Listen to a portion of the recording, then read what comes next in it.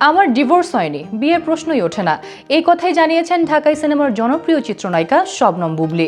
ভালোবাসা দিবস ও পহেলা ফাল্গুন উপলক্ষে behind the fame with RRK পডকাস্টে অতিথি হয়ে তিনি স্পষ্ট করেছেন তার ও শাকিব খানের মধ্যে আনুষ্ঠানিক বিচ্ছেদ হয়নি, তাই নতুন কোনো বিয়ের প্রশ্ন আসে না। পডকাস্টের সঞ্চালক রুম্মান রশিদ খান তার কাছে জানতে চান তিনি কবে আবার বিয়ে করবেন। জবাবে বুবলী বলেন, শুরুতেই বলে নেই আমার ডিভোর্স হয়নি, তাই বিয়ের প্রশ্নই ওঠে না। শাকিবের জন্য নতুন জীবনসঙ্গী খোঁজার খবর প্রসঙ্গে তিনি বলেন, এটি সম্পূর্ণ ব্যক্তিগত সিদ্ধান্ত। বুবলী আরও যুক্তি দেখান, মানুষের বৈবাহিক অবস্থা হয় বিবাহিত, ডিভোর্সড, সেপারেটেড বা বিধবা, অতীত বলে কোনো অপশন থাকে না।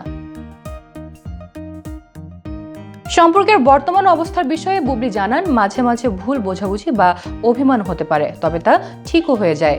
জোর দিয়ে তিনি বলেন, আমাদের কখনো ডিভোর্স হয়নি। বিষয়টি নিয়ে যারা দ্বিধাদ্বন্দ্বে ছিলেন তাদের জন্য এটা পরিষ্কার করলাম।